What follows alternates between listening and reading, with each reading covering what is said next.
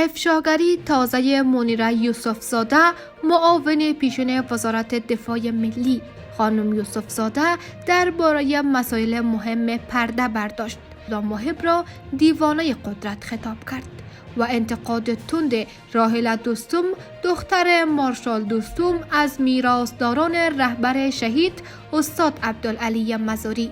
استاد محقق و استاد خلیلی دستاوردهای مزاری را به باد فنا داد. سلام و وقت بخیر. در این گزارش درباره افشاگری تازه منیره یوسفزاده و راحله دوستم درباره استاد محقق و استاد خلیلی پرداخته ایم. امید تا انتهای آن ما را دنبال کنید.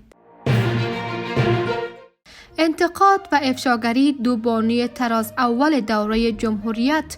راحله دوستم از استاد محقق و استاد خلیلی به شدت انتقاد کرد، اما منیره یوسفزاده معاون دولت پیشین دست به افشاگری زد، سیاه را از سفید جدا کرد.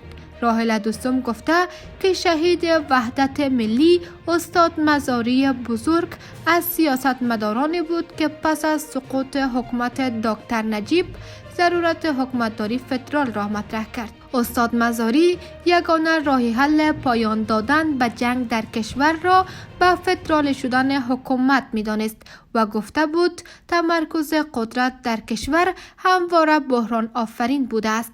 راحله دوستم همچنان با انتقاد تند از استاد خلیلی، محقق و دانش گفته است میراثداران بابا مزاری دستاوردهای استاد مزاری و هزاران شهید راه حق را به باد فنا داده و کسانی که خود را میراثداران استاد مزاری می‌دانستند در 20 سال گذشته از فدرال شدن حکومت سخن نگفتند.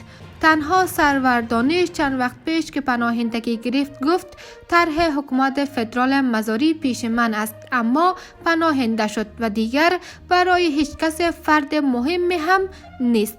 سرور دانش در طول معاونیتش در دولت غنی اندک کار برای مردمش انجام نداد و هیچ دستاورد نداشت. در خبر دیگر اینکه منیره یوسفزاده در تازه ترین مصاحبه‌اش از بسیاری از خیانت‌های مسئولان دولت غنی پرده برداشت.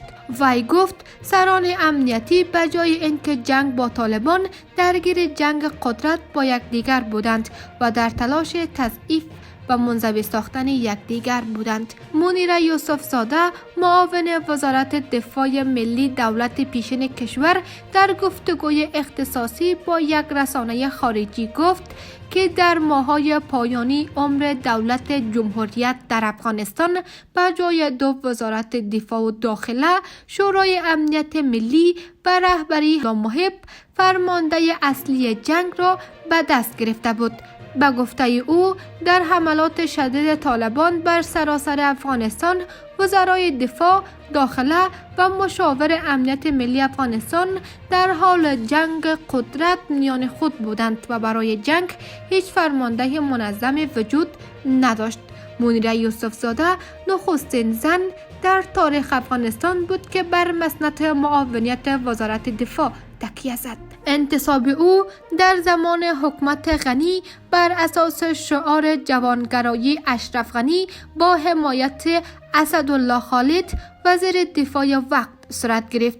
یوسفزاده در این گفتگو در مورد عوامل سقوط دولت افغانستان و فروپاشی ارتش این کشور گفت که دفتری محب به عنوان شورای امنیت ملی در واقع بازوی راست اشرف غنی و به شدت مورد اعتماد او بود.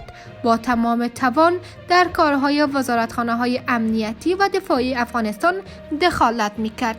با گفته او محب برای خود تیمی در شورای امنیت تشکیل داده بود که حتی پایین رتبه ترین افراد آن هم تلاش می‌کردند بر مقام‌ها تصمیم گیرنده در وزارت دفاع و امنیت مسلط باشد و فرمان دهد. او گفت شورای امنیت از فرماندهی جنگ تا تصمیم در مورد بورسه تحصیلی افسران ارتش در همه مورد دخالت داشت.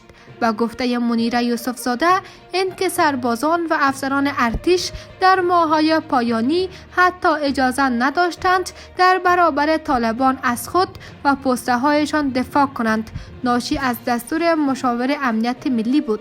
او دلیل انکار محب را جنون پایان ناپذیر او برای رسیدن به قدرت عنوان کرد و گفت محب رویا یا در واقع جنون رئیس جمهور شدن داشت و این اندیشه چنان او را به تکابر انداخته بود که حاضر بود به هر نوع بازی وارد شود. او افزود برای محب مهم نبود که رئیس جمهور طالبان باشد یا رئیس جمهور مردم افغانستان، فقط کافی بود که به قدرت برسد. و گفته منیره یوسف زاده محب به قدر مورد اعتماد اشرف غنی بود که همه انتصاب‌ها به ویژه در صفوف امنیتی با تایید او انجام می‌شد. به همین دلیل او خودش را فی نفسه رئیس جمهور می‌دانست و اشرف غنی هم او را تداوم قدرت خود حساب می‌کرد.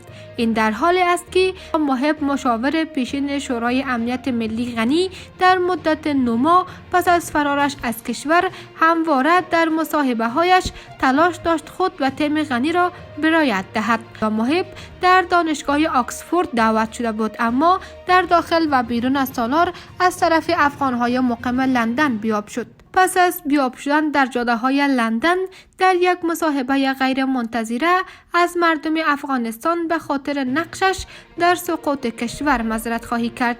از سوی هم خانم یوسف زاده در پاسخ به جبهات مقاومت علیه طالبان نیز گفت که وی از حرکت‌های مسلحانه حمایت می‌کند تا تمام مردم افغانستان به حقوق آزادیشان دست یابد. تشکر از این که تا پایان این ویدیو با ما همراه بودید.